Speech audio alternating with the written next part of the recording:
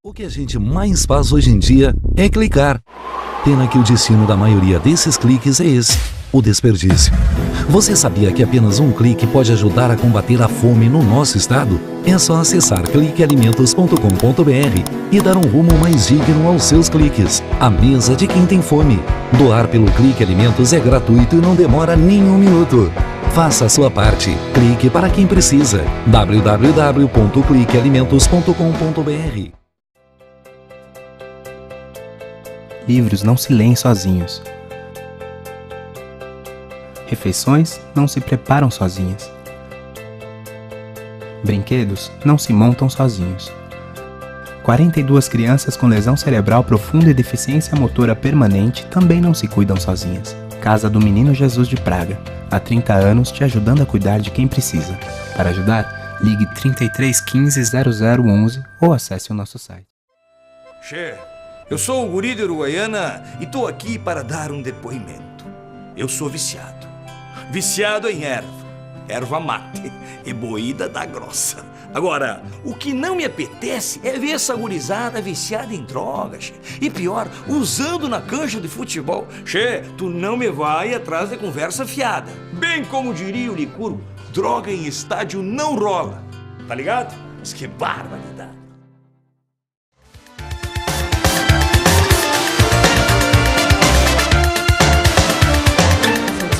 Estamos recebendo o médico oftalmologista, cirurgião ocular, Dr. Luciano Bellini, que participa conosco aqui para falar sobre cirurgia de catarata, cirurgia refrativa e as situações, né, de hoje, novidades, operações a laser, enfim, uma série de situações aqui que ele vai trazer para dentro do programa de hoje, justamente para esclarecer, principalmente a você que está sempre aí ligado na nossa programação. Tudo bom? Tudo bom, prazer e obrigado pelo convite. Nós é que agradecemos pela sua presença dentro do programa e para tratar de um tema tão importante, para falar dos olhos.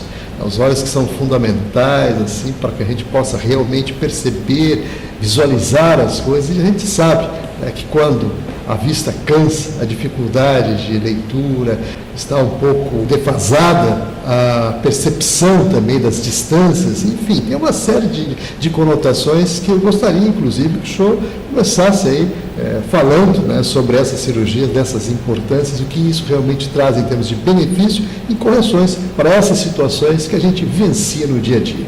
Certo. Bom, primeiramente, eu acho que é importante termos em mente que existem diversas doenças oculares que vão prejudicar a visão. Né? Aqui, na pauta de hoje, vamos falar um pouquinho sobre cirurgia de catarata e também cirurgias refrativas. Não é? Então, acho que poderíamos começar pela cirurgia de catarata. Por favor. Então, a catarata consiste na opacificação do cristalino, que é como se fosse a lente natural dos nossos olhos. Então, uma vez opacificada pela catarata, isso determina com que haja uma dificuldade de visão, devido à dificuldade da luz de entrar para dentro do olho e assim estimular a retina. Não é? Nessa situação, existe como possibilidade para a correção da catarata a cirurgia da catarata, que evoluiu muito nos últimos anos, graças a Deus, né? E atualmente é uma cirurgia que nos permite retirar a catarata e corrigir essa deficiência visual através do implante de uma lente intraocular. E através desse implante nós conseguimos muitas vezes devolver uma melhor qualidade de visão aos pacientes, não é? Não, sem dúvida, doutor Luciano, claro, vamos falar também das situações que ocasionam a catarata, porque muitas pessoas têm, por vezes, informações não bem detalhadas, não bem embasadas, né, com relação a essa situação. Então, já se ouve falar de várias circunstâncias, questões de idade, enfim, uma série de situações que eu gostaria que o senhor começasse explicando isso, até para o pessoal começar a entender melhor o porquê disso. Claro. Bom, na verdade, a principal causa de catarata é a catarata senil, como nós chamamos, que está realmente relacionada à progressão da idade. Geralmente são indivíduos com mais de 60 anos, mas também pode ocorrer em indivíduos mais jovens. Então, embora seja infrequente, não seja tão frequente, mas é possível também haver a presença de catarata mesmo em indivíduos abaixo de 40 anos, não é? Nesses casos, geralmente existe como um fator que leva à progressão da catarata outras situações, como por exemplo a presença de doenças como diabetes e também o uso de medicamentos como por exemplo os corticoides, não é?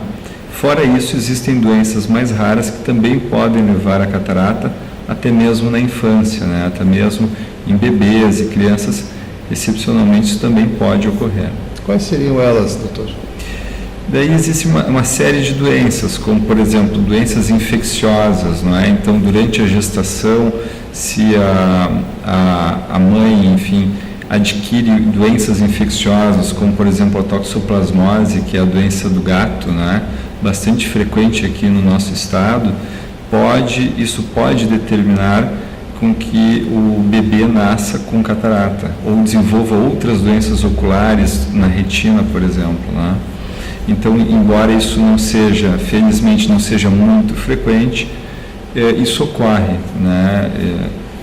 Infelizmente também existe a catarata congênita, né? O bebê que nasce com catarata, ou por exemplo situações em que uma criança que tem muitas alergias, asma, rinite, e por conta disso precisa usar por muito tempo medicamentos antialérgicos contendo corticoides, né, que são medicamentos antialérgicos, isso pode levar ao desenvolvimento de catarata em crianças também.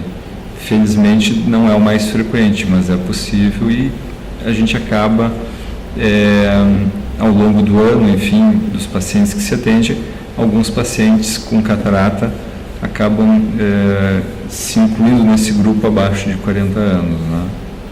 Muito bem, então estamos aqui conversando, doutor Luciano Bellini, que é médico oftalmologista, cirurgião ocular. Hoje estamos aí falando, né, das cirurgias de catarata, também a refrativa, que nós vamos entrar agora nesse mérito, dessas situações que existem, inclusive, novidades nesse sentido que eu gostaria que o senhor falasse. Certo.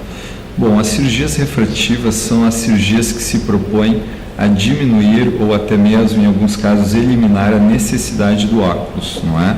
Então, nesse grupo de cirurgias, nós temos as cirurgias para a miopia, cirurgia para o astigmatismo, para a hipermetropia e para a presbiopia, não é?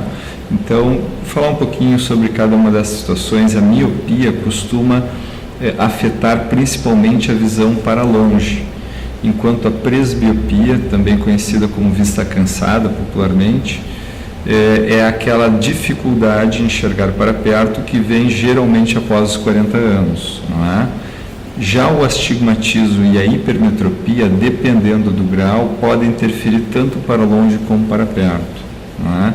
Então existem várias modalidades de cirurgias refrativas, algumas mais adequadas para determinada faixa etária e algumas também mais adequadas para um determinado tipo de problema, não é?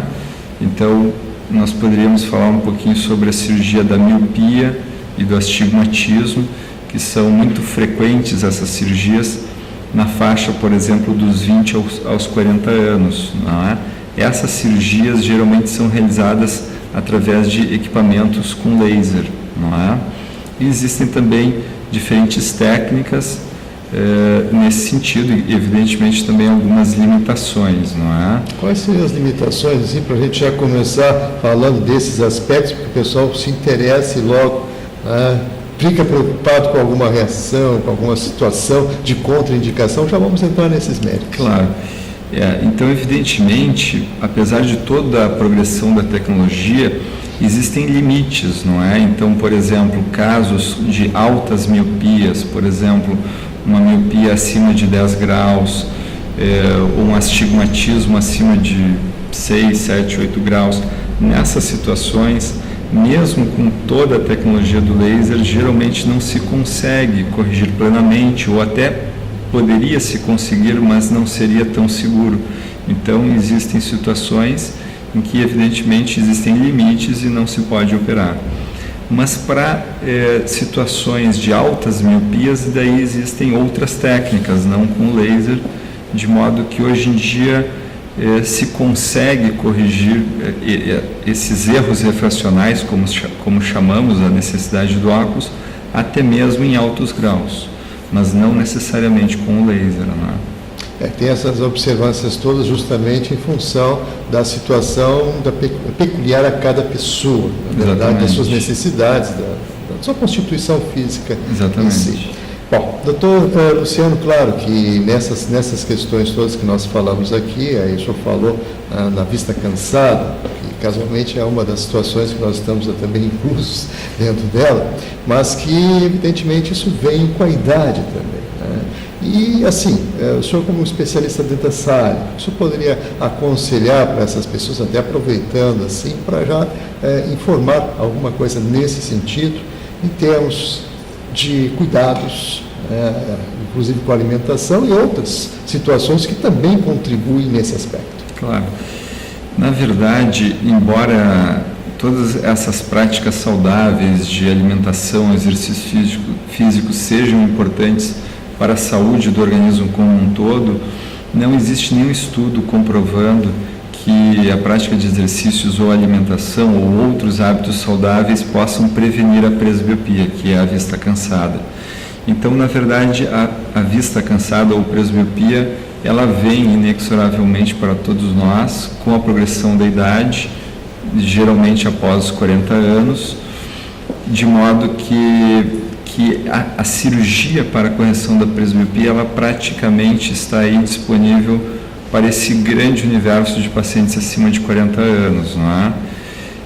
Existem algumas modalidades com laser para corrigir a presbiopia, e existem também outras tecnologias, como por exemplo a extração do cristalino, que é essa lentezinha própria do olho que vai se transformar em catarata progressivamente, e o implante de uma lente multifocal.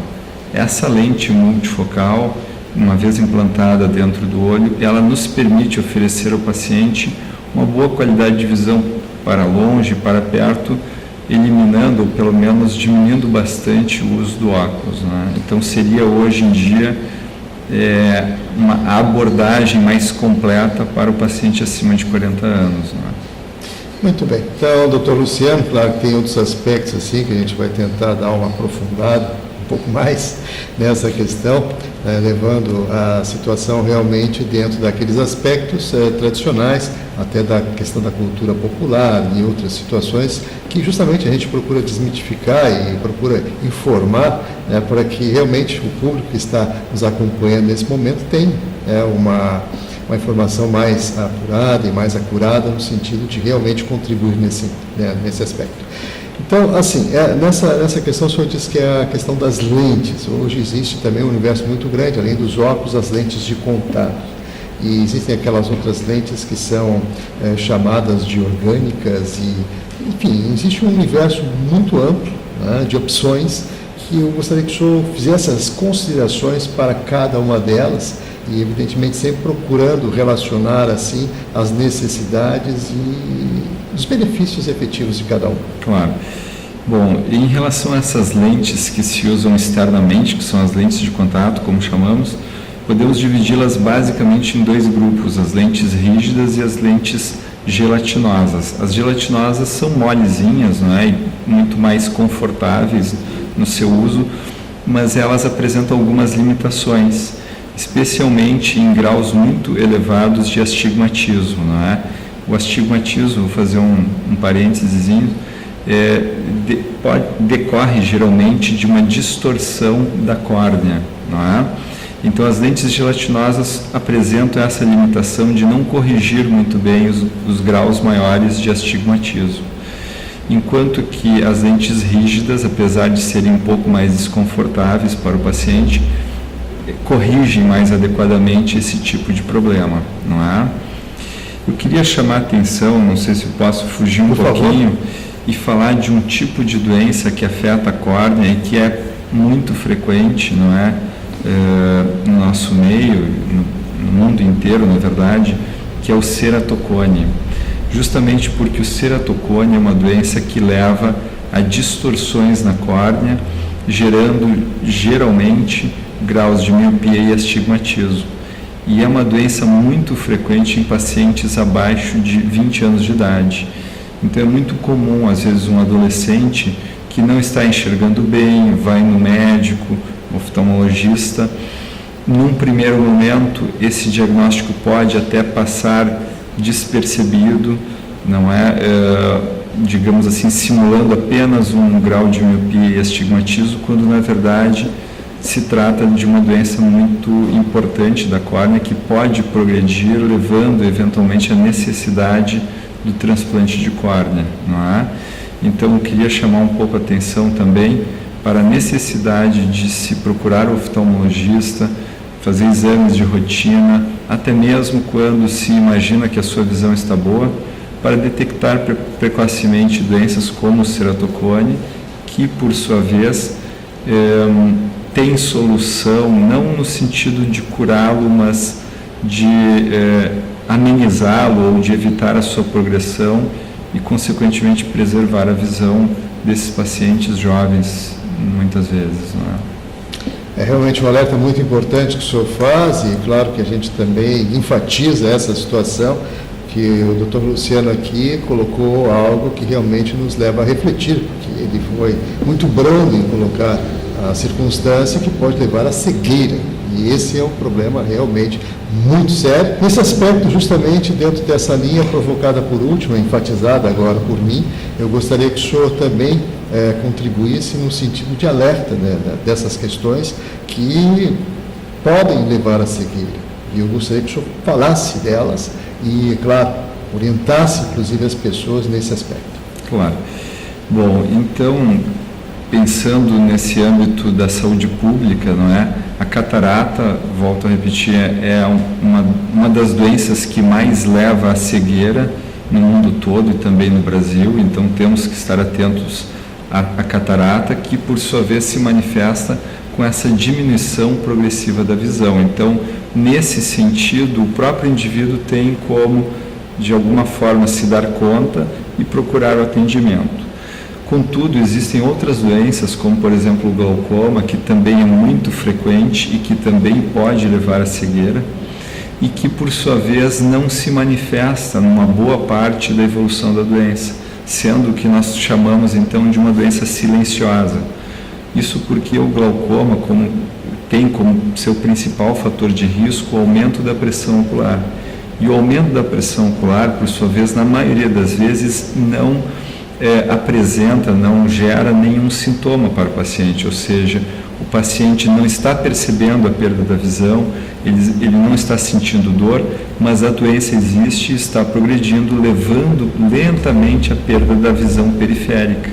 Então, quando o indivíduo se dá conta da perda da visão central, como nós chamamos, já é tarde e a doença já está bastante avançada e muitas vezes não há o que ser feito. Então, nesse sentido, e até especialmente em relação ao glaucoma, o que se recomenda realmente é procurar o seu oftalmologista pelo menos a cada 2, 3 anos, se possível a cada ano, no sentido de medir a pressão ocular e assim prevenir ou tratar pelo menos precocemente o glaucoma, não é? Além disso, existem outras situações em faixas etárias específicas, como por exemplo o grupo pediátrico, não é? Pacientes jovens que muitas vezes se descobre um problema ocular quando a criança entra na escola e às vezes já é tarde, não é? Então, nesse sentido, se recomenda que os pais levem os seus filhos para uma consulta oftalmológica antes até mesmo de completar 3 anos de vida, não é? O ideal mesmo seria, antes de completar o 1º ano de vida, já ter uma avaliação oftalmológica. Ter um acompanhamento. Exatamente. É importante, claro. São detalhes assim que, se você se agregando, na verdade, o mundo, o universo médico tem propiciado uma série de situações, por exemplo, para cuidados da saúde, o teste do pezinho, o teste da orelhinha, e agora o senhor também propõe a situação do teste da pressão ocular até, e também para ver qual é o grau, como está a condição de visão daquela criança em si. Então, são fatos importantes que a gente destaca, inclusive aqui dentro do programa, e, claro, estamos chegando aqui aos minutinhos finais. Dr. Luciano Bellini, ele que é médico oftalmologista, cirurgião ocular, participando hoje conosco, fazendo alertas e falando especificamente de algumas cirurgias, a catarata e a situação da cirurgia refrativa, que realmente são as mais comuns dentro do nosso universo, mas outras tantas, como ele aqui colocou, glaucoma e outras situações também que devem ser previamente observadas, ou seja, detectadas, para que o médico possa auxiliar, possa intervir de alguma forma e ajudar nesse sentido. Então, eu gostaria, nesses minutos finais, que o senhor fizesse as suas considerações e agregasse aquilo que o senhor julga também importante para o momento que deixou de falar durante toda a nossa entrevista. Claro. Bom, novamente te repito um agradecimento pelo convite e a oportunidade de falar aos telespectadores, lembrando sempre, procure o seu médico oftalmologista, faça exames periódicos de rotina, no sentido de detectar e tratar precocemente as doenças oculares, assim como a grande maioria das doenças, serão muito melhor abordadas se tratadas precocemente. Isso vale para o glaucoma, isso vale para a catarata. Não existe, então, fazendo um parênteses importante, antigamente se dizia que a catarata precisava amadurecer para daí ser operada. Esse é um conceito antigo, superado, não se aceita mais esse conceito. Se acredita hoje que, operando precocemente a catarata, se é possível realizar uma cirurgia de melhor qualidade, menos agressiva ao organismo e, portanto, também com menores riscos e com melhores resultados. Eu acho que essa é a mensagem: procurar o seu médico e procurar, de um modo geral, evidentemente, ter uma vida saudável, não é? E, por último, talvez lembrar ou conscientizar mais uma vez de evitar o tabagismo, não é? Existem várias doenças na retina associadas com o tabagismo, então sempre lembrando que, se possível, não fume ou deixe de fumar sempre que possível.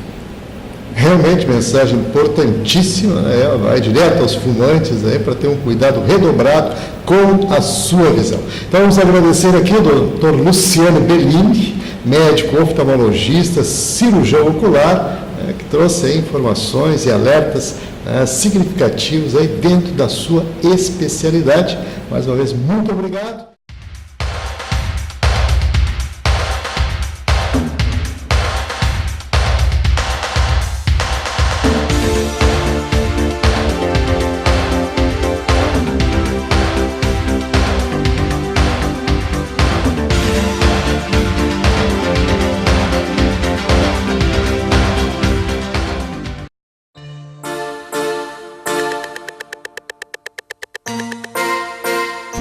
As delegacias especializadas no atendimento à mulher buscam combater a violência contra a mulher, atuando tanto preventivamente como repressivamente.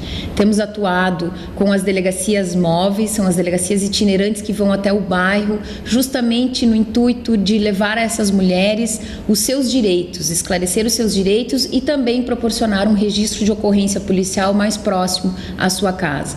Fizemos inúmeras palestras, eventos, ativos, buscando sempre esse trabalho preventivo e atuando repressivamente na questão do combate à violência contra a mulher, prendendo os flagrantes, os agressores em flagrante e também preventivamente quando descumprem as medidas protetivas de urgência. Estamos à disposição em Porto Alegre, no Palácio da Polícia, na Avenida João Pessoa, 2050, 24 horas à disposição da mulher vítima de violência.